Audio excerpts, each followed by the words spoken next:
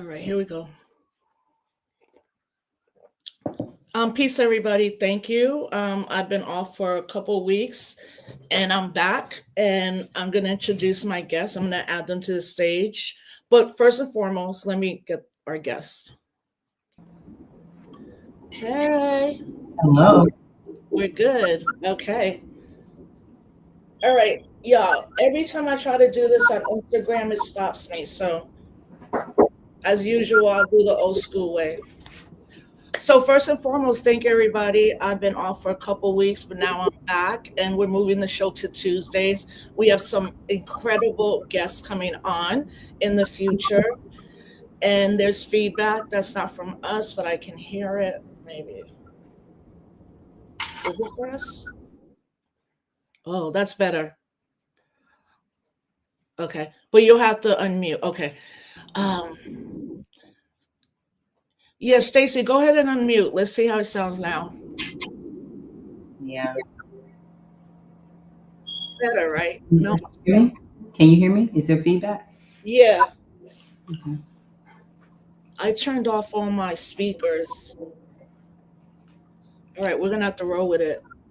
So, well, you know what? Maybe it's my. I can hear it now, though. Yeah. Let me stop this feed. Maybe it's on my end. Let me see. Do you hear it? I don't hear it. No. Yeah, I think it's better now. Oh, yeah, it's better now. Okay, great. Okay, let's start over. Peace, fam. What's up? Thank you. Been gone for a couple of weeks, but I'm back, and we're gonna have some incredible guests in the future, and it's going to be a crazy 4 years. So at least let's do something about it because who knows what's going to happen January 20th. Maybe I'll be on. Maybe I'll be arrested. I don't know because he's crazy. And people don't know that Puerto Ricans are citizens, not like I'm bigging it up. I'm just saying there's a lot of madness about to happen. So again, this show is sponsored by Cooperation Jackson. I really want folks to go to our website and really see what is happening in Jackson with Cooperation Jackson, and that so much of the work that's being done is it can be duplicated. And anytime someone asks me like what we should be doing now to mobilize or get together or come together around this incoming administration, I believe at this point we don't have a national movement. I think we had one and things happened, things were disrupted, infiltrators, people not trusting each other, people not trusting any institution. I think there's been some mistakes that have been made. But what I do know is that local organizing always works. But if we're going to do that organizing, we have to be very savvy with the media and really bring in some of the people that are incredible media makers and directors and producers because we need to shape narratives in our local communities so that everyone's different, but everyone can help shape that narrative because at the end of the day, it's self-determination and us helping ourselves locally is what's going to get us through these next 4 years. So I'm so excited to be here with a sister I've known for like 20 years, seen her doing incredible work. Stacey Muhammad. I'm not going to read the whole bio, but I think you should. New Orleans native Stacey Muhammad is a visionary filmmaker and episodic director who has captivated audiences with her compelling storyline and distinctive style. With a passion for exploring the human experience and shedding light on important social issues, Stacey's work stands at the forefront of contemporary cinema. Known for her ability to infuse raw emotion and authenticity into her projects, Stacey's work resonates deeply with viewers, leaving a lasting impact. Her keen eye for detail, combined with her exceptional directing skills, bring forth narratives that provoke thought, challenge conventions, and inspire change. Throughout her career, Stacey has fearlessly tackled a wide range of topics, including race, identity, gender, and social political issues. So continue to read the bio. You can find it on IMBD. And then I was just looking at all the work that she has done, at least so many of my favorite shows. We're talking about Alex Cross, but Bel Air, The Wonder Years, the remake of The Wonder Years, Raising Canaan, Queen Sugar, Blackish, worked with Oprah, worked with everybody. Max Wives, I like First Wives Club on HBO Max, not the movie. And I'm not only here to talk about Cross, because right now I'm like fourth binge. Like, but Charles Dutton, and if folks don't know who he is, but amazing, amazing actor. You've seen him for over 40 years. One of my favorite shows ever that I wish they would remake is Rock, which was a show about Charles Dutton was the husband, and they had a family and wife, and both were working class. He drove the bus, and she was the nurse, right? And it was kind of the, not in a bad way, the opposite, of the Cosby Show, where that was a middle class, affluent family in Brooklyn, but this one was in Baltimore too, and I loved it, and I think it could be redone. Maybe you could redo that. But Charles Dutton has said of Stacey, "What a gem of a director has been found in the discovery of Stacey Muhammad. Her series for colored boys is a marvel of cinematic craft and superb storytelling. The series reminds you of the high quality shows like The Corner and The Wire. Stacey is that good of a director." Wow. Right? And she is. Thank you, Stacey. Thank you for making time for me. How are you doing, sis? Thank you for having me. It's good to see you. Yeah, I'm good. I'm blessed. I'm happy. Okay, so let's just start. Cross. Yeah. The second week, almost the number one show. I've Mhm. read so many of James Patterson, of course. I mean, it's a white man. Not all his books, but or a white person. And I was like, I don't know if I'm gonna like this. And then I Mhm. watched in like 2 minutes. I'm like, let's Yeah. go. Yeah, it's different. Yeah, it's so different, and particularly the two episodes that you directed, 5 and 6. And listen, fam, don't be mad if we talk about stuff because I already said spoiler Yeah. alerts are about to happen. And It's been out for a while it's now. been on Yeah. 3 weeks, right? You should have already watched it. Mhm. What I loved particularly about episode 6 was watching that road trip that Yeah. Alex took with his son. Mhm. And it was just like, yes, can we see a father, a Yeah. black father, Right. without any pathology, right? I mean, if you watch the show, you might be like, wait, that's not, no. And what I mean about pathology is the way, particularly media, has always framed Mhm. black men and their Mhm. families and the son. So um tell us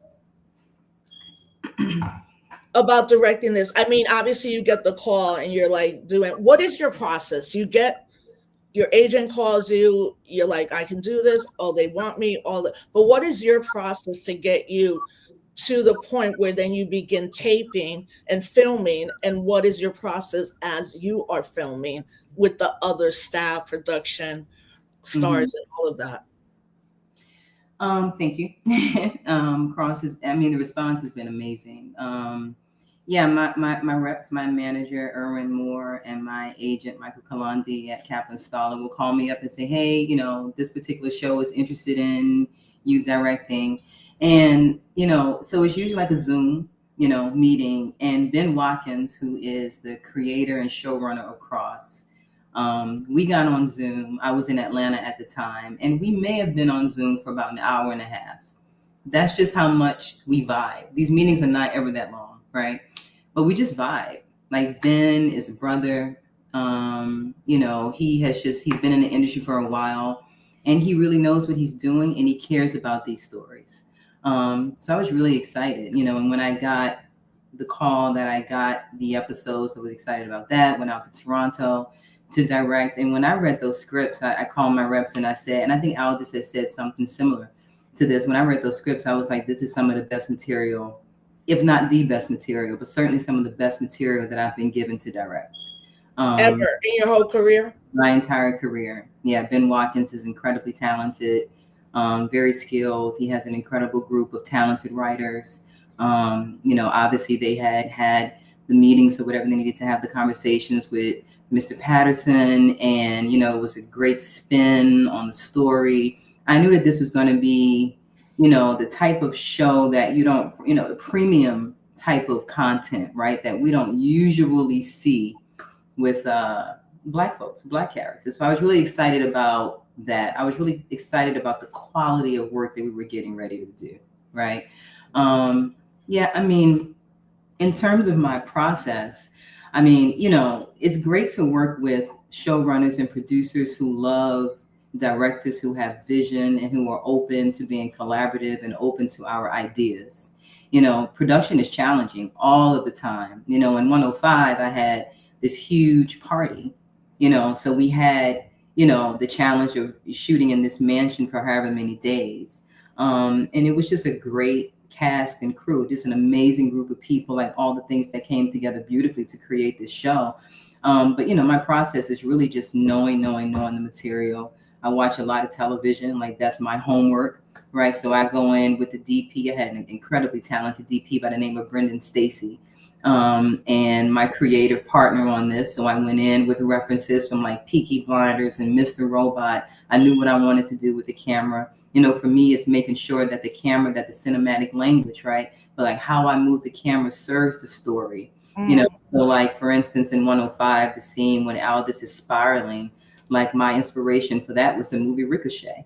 So it's like I tell people all the time, you gotta watch TV, you gotta watch movies if you really want to do this well and have references to pull from, right? So that moment when he's spiraling, it seems like he's losing his mind. So for me, a lot of the prep work gets done all of the time because I'm always watching TV, I'm always watching movies, I'm always studying. I mean, I've maybe done 25, 26 episodes of TV now, and I'm always looking for a bigger director that I can go and shadow. You know what I mean? Because it feels so good to learn. But yeah, Ben and the producers were absolutely open, to all the ideas that I had. They were like, have fun. Amazon was reaching out saying, hey, we love the daily. So the more they loved the work, and the more the cast and the crew responded to my style of directing, we were just off to the races. Yeah. Yeah, I mean, 2 and 5 are my favorite, Mm-hmm. but 5, like, Yeah. the amount of people in that party, and it was like, understanding now, since I have great friends like Mm-hmm. you or Rakim Mays or Rachel Ramis, the director, like watching my girl Rachel's process through everything, like I was like, oh, okay. I mean, I never thought it was easy, but then you're juggling so many extras and all Mm-hmm. the angles, the lighting, and all that. But Yeah. I'm bad at doing this, and somebody told me to stop doing this. I'm going to do this. I usually jump right into the topic, which I should have just been like. So we're going to backtrack a little bit. So No, Stacey, born and bred in New Orleans, right? yeah, born and raised. Yeah. After high school, did you go to college, or what was your trajectory? After high school, I went to Alvin Ailey American Dance Center. I was a dancer. Yeah, You were at Alvin Ailey? yeah, I studied at Alvin Ailey for a few years, and then I moved back. And then I was in DC for a while. I had my daughter at 22, so I'm a mother. She's 28 now, grown. And yeah, I lived in DC, and I was like a graphic designer. Like I was always an artist. And I grew up watching television and loving movies. And at the time, early 2000s, there were like all these workshops for people, like Black folks who want to be filmmakers. These are the type of stories that you have to tell if you want to be successful in Hollywood. And I was like, I'm not interested in telling any of that.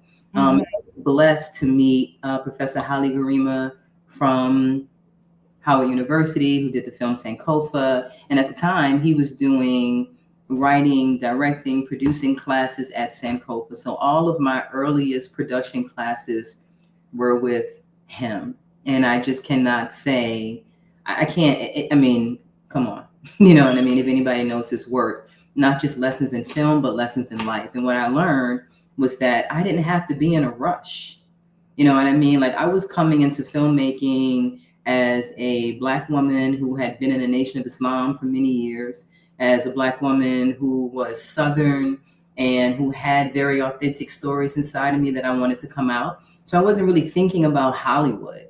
I was thinking about how can I tell these stories? And I was being raised in filmmaking by people like Holly Garima, who took, I believe, 8 years to make Sankofa. So it was like I went into this knowing that I needed to take my time, knowing that I wanted to take my time, and knowing that I wanted to tell stories about my community and people around me, people who were othered in this world. And for me, it was like, if I can't do that in Hollywood, I'm gonna find a way to do it. And we found a way to do it. I was an indie filmmaker for 15 years. I moved to New York early 2000s, went to film school. And when I say film school, I mean like Digital Film Academy. I don't have a degree. I did not finish college. I don't have a degree in filmmaking, right? I picked up a camera. And many of the people who were in Brooklyn, I was like, I have to be a Brooklyn-based filmmaker because I idolized Spike Lee and all the things that he had done. So when I got to Brooklyn, met people like Attica Torrance and Michael Boogie Pinkney and folks who came out of Spike's camp, T. Smith, you know what I mean? And these were like my earliest collaborators. In 15 years, you know this, right? People would see me around with the camera all the time. If it was an event you were doing, or an event April Silver was doing, or an event Mark Lamont Hill, who's one of my producing partners now, was doing, I was there with my camera. Yeah. And in 2009, I did the I Am Sean Bell documentary. And as they say, the rest is history. Yeah. Yeah. And then that's where we met when in Brooklyn at that time, where it was also like, you know, like Dream Hampton, Asha Bandeli, Dead Prince, Monifa Perry. I mean, like Black August concerts, like all of that time. Yeah. I'm so glad that we didn't have, honestly, social media in that way. Mm-hmm. Mm-hmm. But it was like every day I walked out of my apartment, like something good's going to happen today. There's going to be an event. Somebody's doing their indie thing. How do we support? Yep. But, you know, so your entire trajectory is straight self-determination in your community. Yeah, without question. And sometimes I think that has a lot to do with, you know, sometimes I feel like my success feels like community success. Yeah. So many people can relate to it because they've seen me around.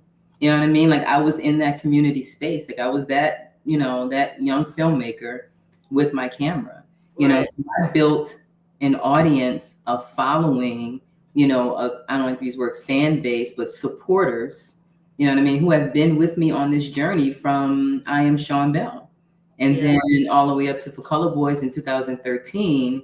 And of course, Ava, being who she is, and paying attention to up and coming filmmakers. She and I knew each other in passing, right?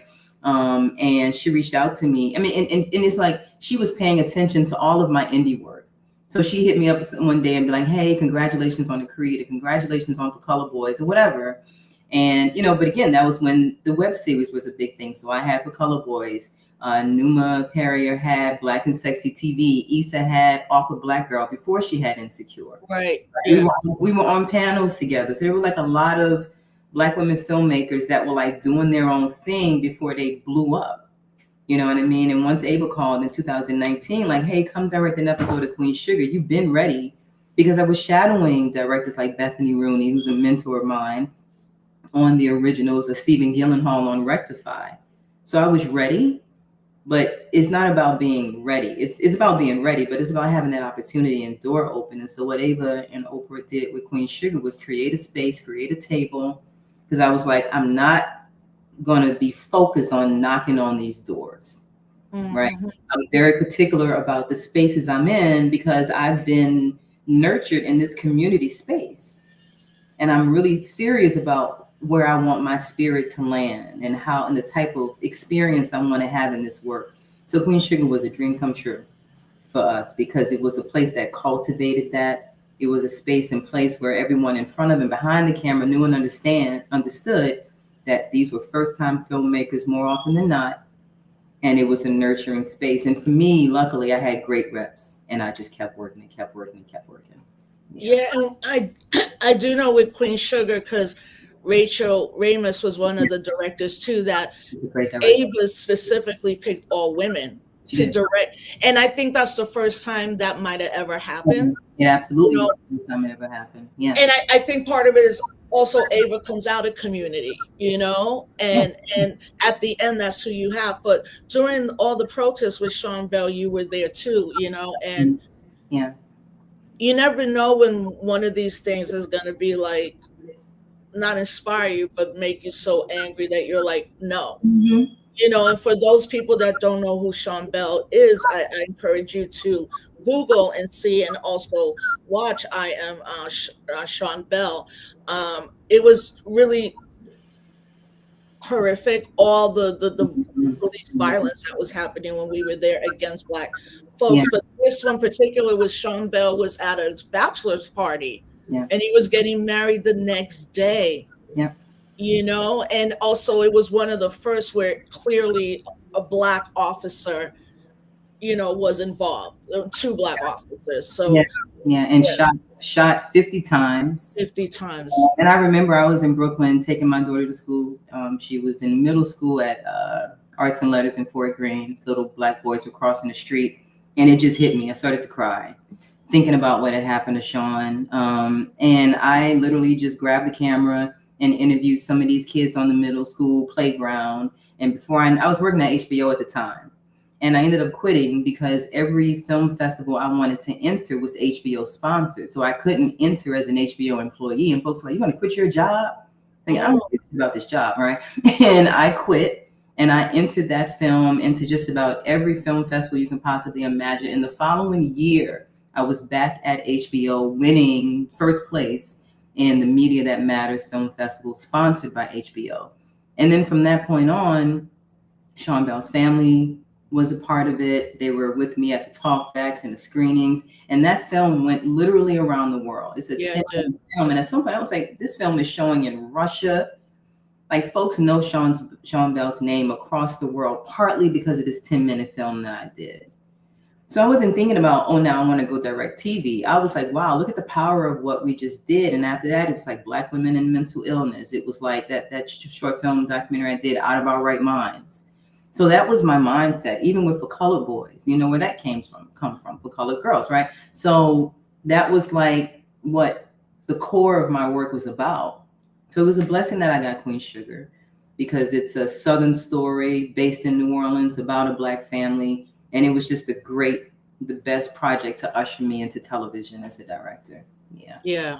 And you did 2 seasons of Being Mary Jane, right? I did the Being Mary Jane after shows. Yeah, I never directed an Okay. episode. Yeah, I the I after. really Yeah, that was a good show. it was great. Yeah, It was yeah. good. I was I, mad when they canceled it. It just like I like that it was showcasing to like a relationship with a Black woman and a Latina woman, and a yeah, joke, and they were honest, yeah. Yes, really good show. So what was the big hit? Was it the Queen Sugar one, and then it was like, okay, now I'm getting a lot of the calls, or was it like it just keeps building? Like you don't have the biggest hit yet. That's still probably going to come. Yeah, well, I mean, it's funny because, when people ask me questions about like giving advice to up and coming filmmakers, and I say, and I think a lot of filmmakers say, do your work. And sometimes it doesn't feel like a sufficient enough answer, but I say that, and I always use this example. So when I did For Color Boys in 2013, that series was dedicated to a man named Teddy Van. Teddy Van was a mentor of Malcolm D. Lee, randomly, right? So Teddy Van's son went to college with Malcolm D. Lee, right? So his son is like, oh my God, thank you for doing this web series and dedicating this to my father, and connected me with Malcolm D. Lee. Malcolm and I somehow, some way end up on a panel together, right? This is probably 2013. We're connected at that point because I did For Color Boys, right? The feature film that I have in development right now in 2024 is being produced by Malcolm D. Lee's production company. Yeah, and it's called The Return. Oh, The Return. I Yeah. don't know how much you can say. I mean, we'll be watching. Probably things are in the wraps right now, right? Yeah. But my point is like, if I hadn't done that work, a lot of those connections, the relationship that I'm blessed to have with Whoopi Goldberg came about as a result of me doing For Color Boys. Mm-hmm. You may remember, we raised $40,000 on Indiegogo at the time Yeah. to do that season of that web series. So, you know, I did Queen Sugar, and it took about a year to get my second episode. It takes a while. It takes a while to get the first. It takes a while to get the second. But after that, I just kept working. I will say that the cross response and phenomenon that is Alice Cross and the success of this show is unlike anything I've ever seen. You know, and it's the type of content that I like. You know, of course, I was doing like incredibly dramatic work in my indie career. And then I ended up being in comedy. So the whole point of Malcolm, right, is Malcolm introduced my work to Tracy Oliver. So I did 2 episodes of First Wives Club for Tracy for BET. We're on set, and she says, "Hey, I have a new show called Harlem coming out. I want you to interview for Harlem." I end up doing all 3 seasons of Harlem, 6 episodes of Harlem. The last season, I co-executive produced, So good. directed 2 episodes, and was the producing director on that show.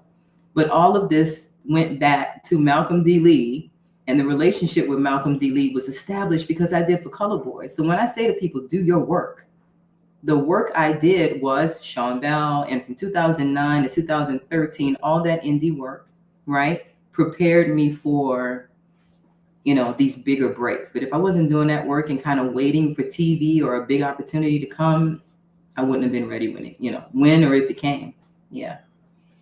So, I mean, I think people are obviously talking about what's happening in Hollywood around content streamers, Yeah. companies merging, like in this time, right? Because what I feel is there's always these waves where it'll be like 2 years about the black nominee, and no matter what happens, Mm-hmm. we're already seeing like with the Golden Globes, y'all can find one black woman to nominate or like whatever, and that's part of it. But what does that look like, and how does it impact particularly narratives that black women are writing, producing, and all that? Is it always still like the connect that moves you, or is it that people that those that are making the decisions still just don't understand black women and black men and families, or and kind of always still go to the stereotypes of it? How do you fight that? You just do your work. You know what I mean? It's like, yeah, I think that the powers that be are quite problematic. I think it's less problematic than it was. I think there's a new, fresh batch of folks that are coming in that are execs at a lot of these companies. You know, many of them are black, some of them aren't. I think there's a lot of content. I just interviewed with a company recently that does a lot of work based upon, books. And a lot of this work is, centered around women's stories and empowering them, like women really having agency in these stories. For me, I think because of the way I came into this industry, like I pay attention to it, but I also don't really pay attention to it because Right. I know that in my mind, Hollywood has been used in the way that it's been used to further the ideology and reality of racism and white supremacy. Like I know what this is, which is why I was never really, I wasn't, coveting it, right? But I think there's a way to exist in a space. It's a really good time to be a content creator, and it would behoove us to pay attention to what's happening in the industry from the perspective of like, hey, we got to get these stories out. And I think that people who are successful should really find ways to take their resources and take them back to a community level and say, hey, how can we make content for lesser money? What are these platforms that we can utilize to tell these stories? You know what I mean? So it's like, I'm paying attention to it because I'm in it, but I'm also not paying attention to it because it's not my focus. Yeah. For me, it's like, tell the truth, tell the authentic story that you want to tell. And yeah, it is a lot of it does have to do with connections, so if it's like you got great reps, you have great producers that are on your side, you have a pretty good chance. But we're fighting the same fight we've always been fighting, and my idea of success is a lot different than I think a lot of folks' idea of success in this industry. Yeah. There's thank you everybody for the chats, and people are saying you show up authentically, oh, thank you, Ja, for voting for me in 2008. And Ja also says luck is when opportunity meets preparation. Absolutely. You know, and you saying like you're not going to change who you are. I think that's the most important thing. Like people talk about authenticity if it's like the catchword for the moment or whatever, but Mhm. that's how you've always approached all your work. I mean, like you said, you left something because you needed to, when it went down with HBO, where most people were like, "Girl, just keep your job." Mhm. Mhm. It's like you're from our people, and that's not how you roll, and probably never have rolled in Mhm. that way. So in this next upcoming administration, I'm curious to know, like, I mean, you're going to always be working, but what do you think about what may happen, and what do you think about letting people know that if it's something they want to like cover as a filmmaker, or they don't know right now, how do you do that? Like, because I know people are like, how do you get into Hollywood? It's like that's even the wrong question. As Mhm. you were already saying, like you have to be who you are. But I am very curious to know from folks, what do you think as a creative person, as a producer, director, writer, your movie, about this upcoming administration, just in general. What do I think about the upcoming administration? I'm curious to know, like people I know, are we just, is it like, are we keeping our heads down and just, continue with the fight? Are there people who are younger that might be, you know, inspired to go and put their iPhone camera out there and capture things? I'm just curious from Yeah. sister to sister, from black person to black person. Yeah.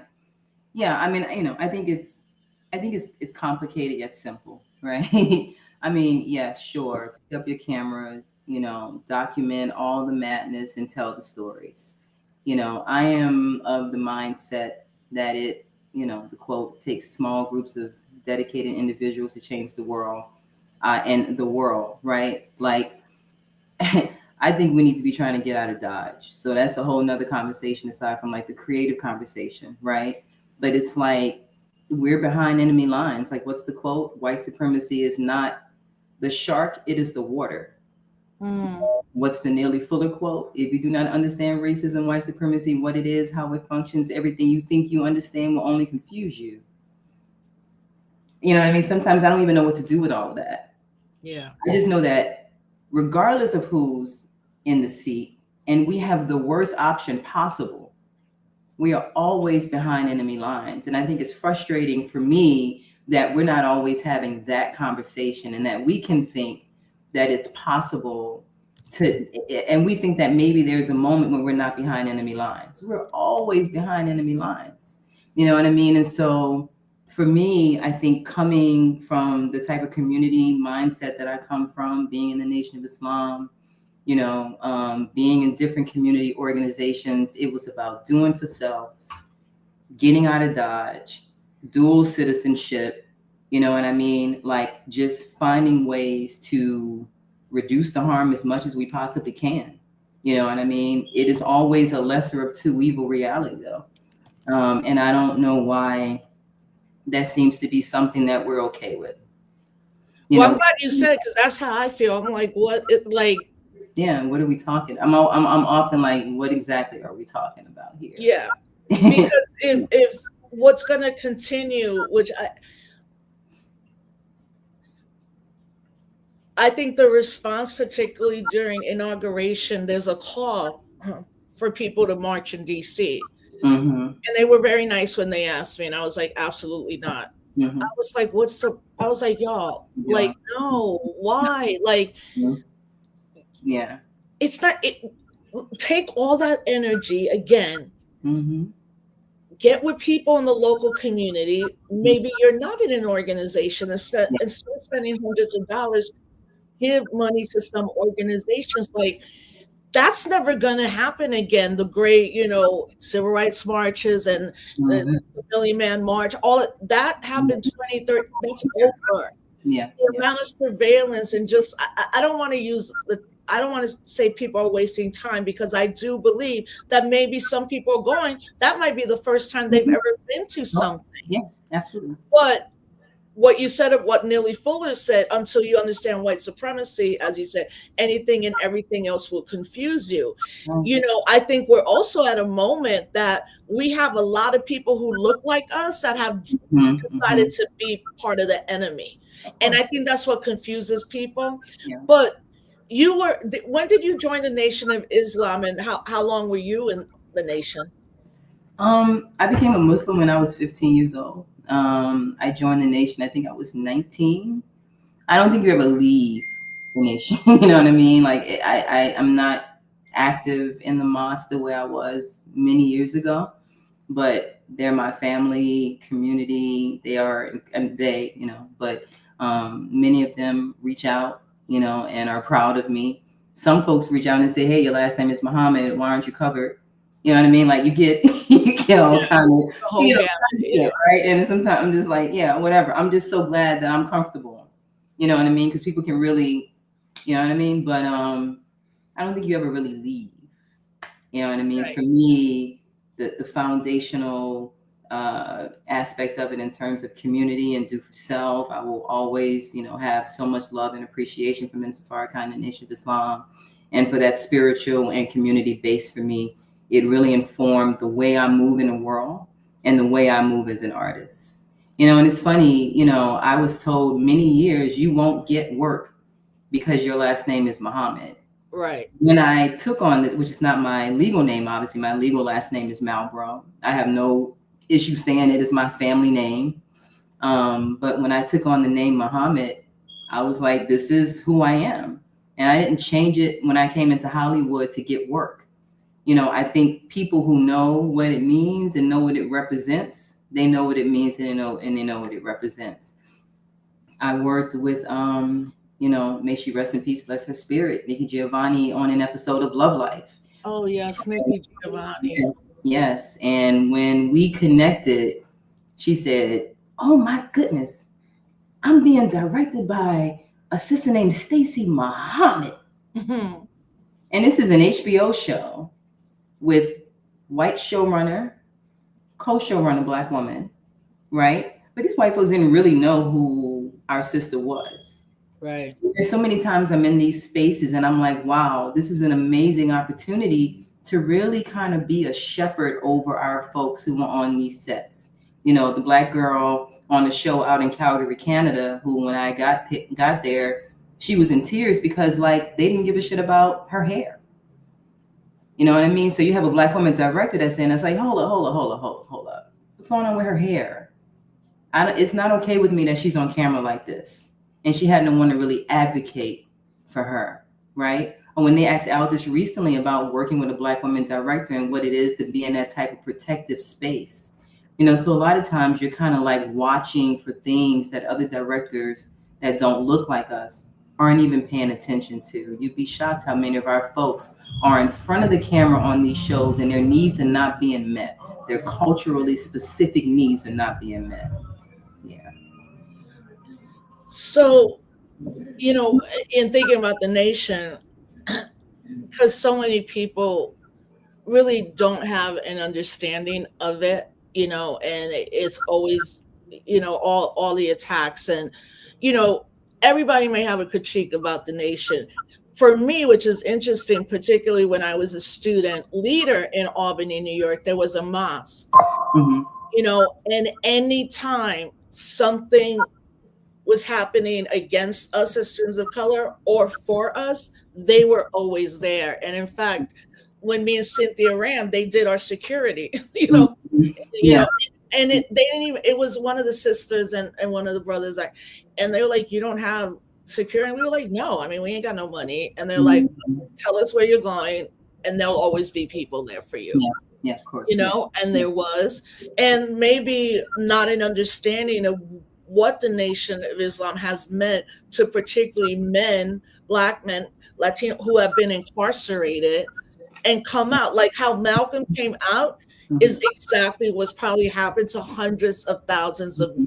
Black and Latino men cycling in and out of Mhm. being incarcerated. But Mhm. when you were talking,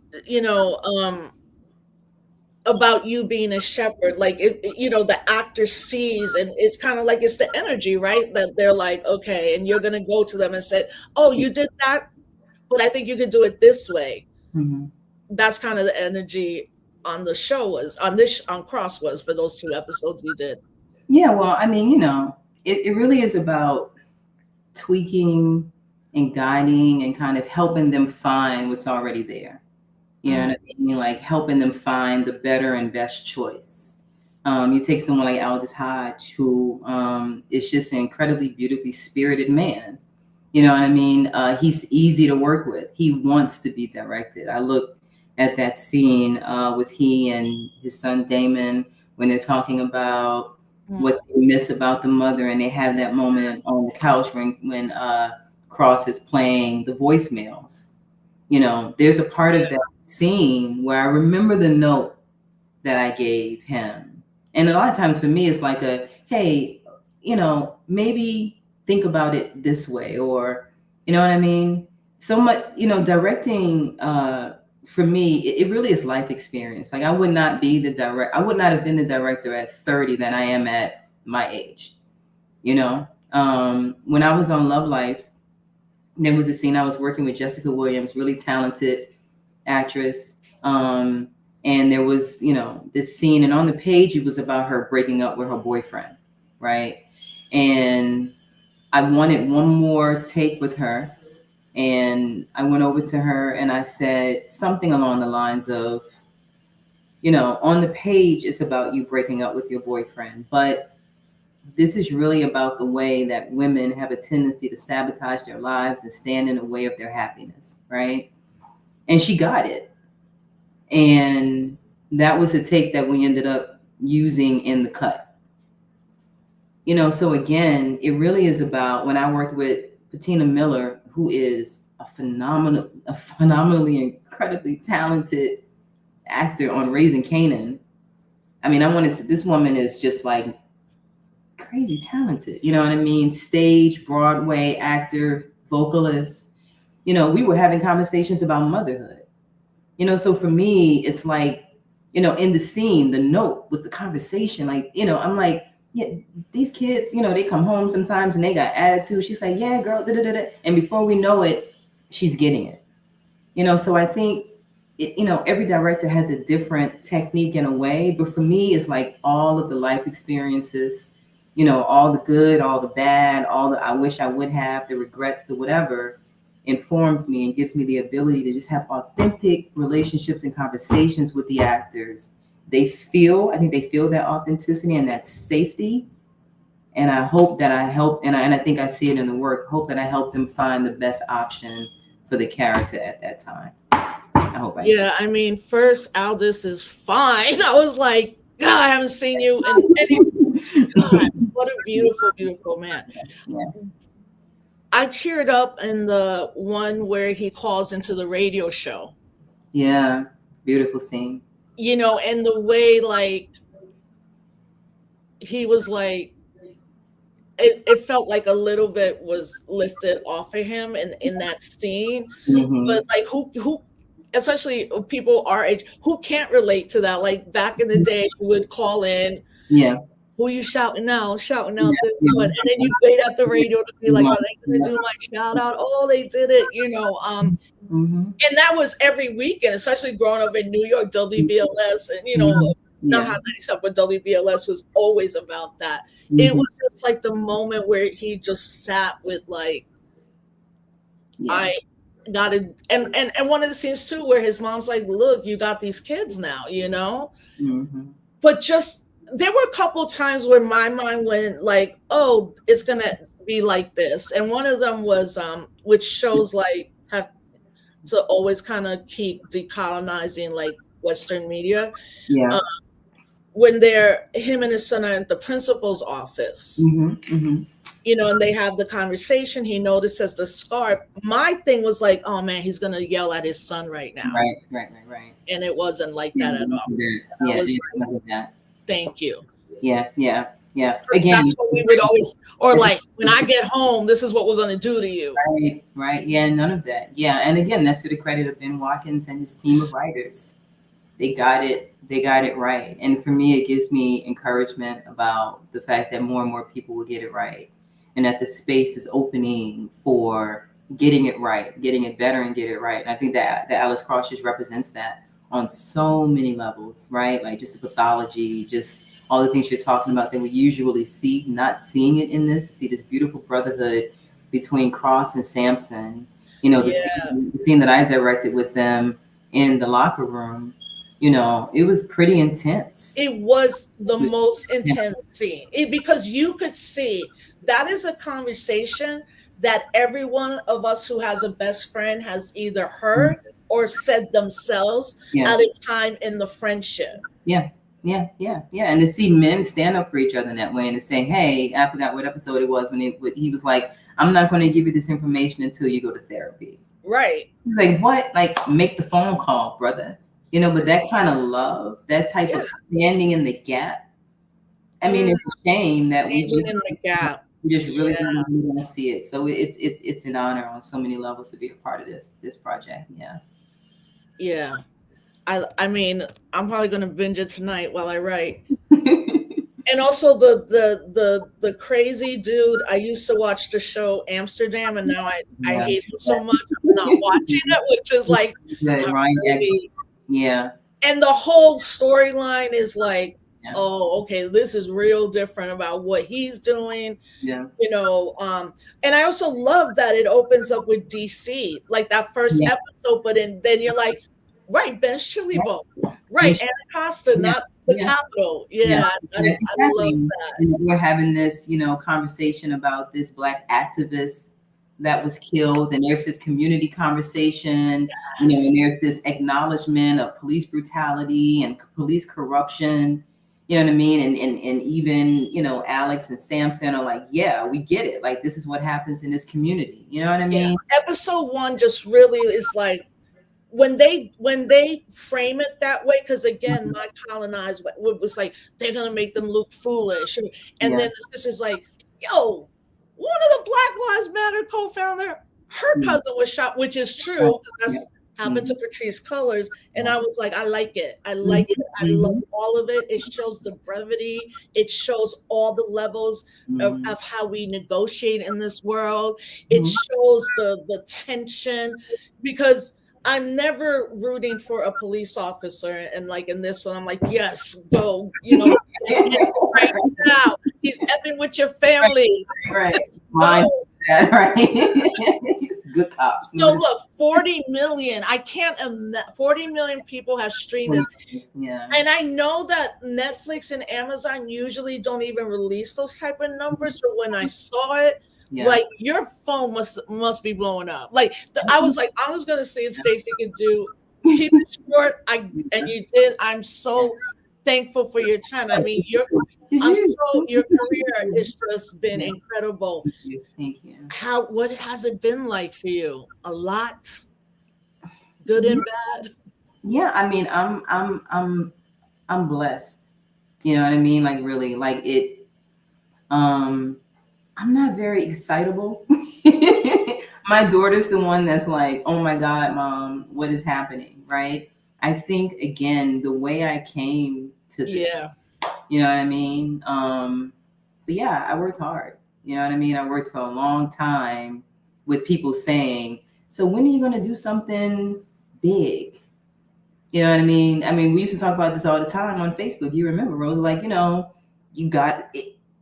What does it say? It's not, if it's not in the mainstream, it's not in the bloodstream, like, quote something like that. And when I was an indie filmmaker and all this, in the indie space was really bustling, but the question was always, but when are you gonna? And I'm like, but we keep talking about this space over here and how we can be ourselves, our authentic selves over there. Right. So why are we not putting more into, building this indie space and these indie artists? because you can't possibly want all of us to go over there. Like, to me, that's part of the beauty of being from a city like New Orleans, because there are musicians on these streets that are playing music because they love to play music. Right. They ever win a Grammy, you know what I mean? So I didn't come into this space with, I need to win an Oscar, I need to win an Emmy. To me, there was always something attached to that. Like my grandmother used to say, you know, if you got a room of white folks standing and clapping, you might need to question what you're doing. Oh my God, my mentor, Dr. Gordon, would always be like, and even when she passed away, she said, and all the white people who are coming here to wish me well, I'm glad I'm because she always would say, once the mainstream likes you, it could be problematic. It can be. It can be, sure. You know, but I think I've been blessed so that that's not the case for me. And I've been selective about the type of work that I do. Yeah. And it's just, you know, for me, it's like, what's for you is for you. You know, take your time, do it for the right reasons. For me, the right reasons has been, you know, that I think these are incredibly important stories. You know, I do this for, you know, the Black women who could not do what they wanted to do with their lives. I don't take it lightly at all, for just from that perspective, you know, just the beauty and the privilege of being an artist, Yeah. being a working artist and a successful working artist. You know what I mean? Yeah. For me, it's been like, I've almost been on the outside of it, looking at it like, wow, thinking about my grandmother. Mm. I mean, and who was a nurse, but also used to clean white folks' house. I used to go with her. You know what I mean? And like, what a privilege it is for me to do what I want to do with my life. And I feel like I'm doing it for her, for my mother, for my daughter. I'm doing this for someone. I'm doing this for my ancestors who were tapping on my shoulder for the story, the return I'm getting ready to do with Malcolm D. Lee's company. So the weight of that, which doesn't feel heavy, is something that I go into every project with. And sometimes people ask me about my process, and sometimes it's hard to answer the question because it really feels so spiritually inspired that sometimes I can't explain it. I see it and I feel it. You know, there's a lyrical type of movement, and coming from the dance world, to blocking a scene. You know what I mean? There's Yeah. just it's just spirit inspired. So it was what I was born to do, and thankfully I can do it in this space and still be of service, because otherwise I wouldn't be doing it. Yeah. I mean, you know, there's a book I read or whatever that says you have to put in 10,000 hours in your craft to be successful. And also because we're in the same age range, we Mhm. are now those people that could be like, wait, I've been doing this for 30 years. Like, Absolutely. and then you think about it and you go, 30, have I really been doing this for Yeah, 30 years? yeah, yeah. And you don't see the fruits to probably like the mid 40s to probably to our late 60s, Mhm. right? Like that time, especially for us as women, I think all of us at some level hit Mhm. like 40 and you're like, let's go. And then you're close to 50 and then you're like, this is me. You don't like it. There's a lot of other people you could hire. In fact, here's some names. Yeah, But what you've spoken in this interview is about that you're grounded and that you don't let the visibility that's what comes and goes. And if it comes, it's because Mhm. you're doing the work. If it doesn't, you're still grounded in what you're going to do and the imagery that you're going to put out for our people. So I am so grateful to have this conversation. And Yeah. you know, if you film in New York, The Return, can I have a set visit? I know Absolutely. I've Well, been we're on a visit. but please I'm come. gonna be quiet now on the set. I would love to fly you out here to New Orleans. You know, and seeing your process and then seeing um their Judas and the Black Messiah. I'm sorry. This Yeah, is called Menopause Fog because I was a producer on it. I got you. When I got to the set, Mhm. I was like, oh, it was also really dope that everybody mostly were Black folks. And Mhm. somebody I was texting, she's like, that's rare, you know. And then I'm seeing the process, and then I'm just like, you know, people don't understand how difficult it is to make something, even Yeah. when everything is good. Yeah.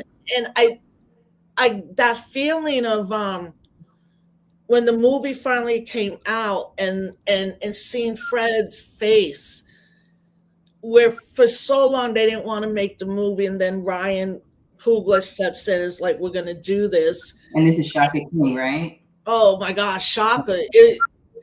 You know what's happening is because the way we met up was he's like, yo, we're on a listserv together. I went to Black August like when Nice. I was 21. I didn't even know there was a Fred Hampton. And then here Mhm. 20 years later, but to be on it, to see how important it is to have a director that believes in you, Yeah. and the art or the art that it's beautiful. So what's I know people always go, what tip do you have for a filmmaker? You said you got to be grounded. It doesn't happen fast. But what's the step, particularly to like younger Black and Latino filmmakers that might be watching now, not sure how to navigate a space where everything is all streaming, there's a lot of content all the time. How does one navigate the industry at this moment, and like a tip for said filmmaker that might be watching? Yeah, I mean the whole navigating the industry part of it, I don't really know what to say about that. I mean, my thing is like do work, make content, tell stories. These camera phones are like if I would have had a camera phone when I did Sean Bell, you know what I mean? Like the camera phones are quite sufficient to make really good content. Wow. Make your films. There are film festivals, there are contests, there are companies like Macro now with Charles King. You know what I mean? There's All Black. I can't think of the name of the folks who are over there. But there are a lot of, I mean, and social media is what it is. You know what I mean? Make your content, put it out. At one point in time, there was a producer I had on board. I didn't want to name him because he was not okay, but a pretty well-known actor. And I reached out to him on Facebook and said, hey, I'm doing this web series called For Color Boys. Will you look at it? And he came on as an EP. I reached out to Charles Dutton on Facebook. And Charles Dutton responded and looked at For Color Boys and said, oh my God, this is really good. We met in person at a film festival in LA, and he came on board as an EP. Unfortunately, he got sick and all the plans that we had just didn't happen. But ask for the help, ask folks to help you. You know what I mean? But and Ava has talked about this as well. Like the desperation thing is what you don't want to do. Yeah. Relax. You know what I mean? We're talking about the It Gets Greater Later movement that Bev Smith is, you know what I mean, spearheading, looking at Coleman Domingo's career and how long it took, right, for folks to really, and we knew Ingenue Ellis, who's an amazing talent and a really good friend of mine, right? I don't know how many years ago, Ingenue and I were sitting in a diner talking about how long it had been taken to get to a certain point. And she to me, she's never gotten the accolades that she deserves. Yeah. More folks are getting it now, right? So it's like, just do your work, it may not be the same type of journey for everyone, but like, use this artistic journey, parallel to your spiritual journey. You know what I mean? The cleaner you are as a vessel, the stronger you are, the better artist you will be. And the more you will learn how to navigate the space in a way that you don't have to compromise anything at all. And then you will be of service to the people who really need you to be of service. Otherwise, I hope you don't make it. You know what I mean? Like, if you ain't for our people, I hope you don't get that Any more season. fools at the wheel. So there's a second season coming, right? Already shot it. Oh my God. All right. Well, you'll let us know. Yeah. You'll see, right? So before I let you go, I ask all my guests, what makes you a disruptor? Oh, wow. What makes me a disruptor? What makes me a disruptor? I was born a disruptor. My ancestors were disruptors. And that's it. Yeah. Exactly. It's my bloodline. Yeah. Yes. There's been disruption for hundreds of years, but so Stacey Muhammad, thank you so much, since I know you're so busy. I'm gonna be calling you again. I cannot wait till this movie happens, and I already know, and that you're back in New Orleans. There's so much of your life, and also all the artists you get to see and be around, like that energy. So again, thank you so much for being here with us. We really appreciate it. And everybody, please, we're going to do a show on Tuesdays, and please follow Stacey Muhammad on all her social media. I'll see you next Tuesday with a really dope guest, where we're going to talk about understanding the economy and inflation. I mean, I get why capitalism is bad, but I don't know the other stuff. So I was like, we need to, I got to know why I'm paying $8 for an avocado Wow. for $6 for a bag of onions. So again, thank you, sis. Thank you, Stacey Muhammad. Everybody follow her. Everybody, please join my YouTube page, like and subscribe, and I'll see you here next Tuesday. Peace, everybody. Have a good one. Bye. All right. Oh, yeah. So, fam, we're gonna move the show to Tuesdays. It's better for scheduling certain things. We're back. If you know anyone out there that you want me to interview, or you know that I should interview, please let me know. My YouTube page, follow it, and also follow Cooperation Jackson on YouTube, Instagram, Facebook, and Threads. Okay, we're making really incredible content here, and we got to get more eyes on it. So, drop me anything at clementerose@gmail.com. I'll see everybody on Tuesday, next Tuesday. Peace.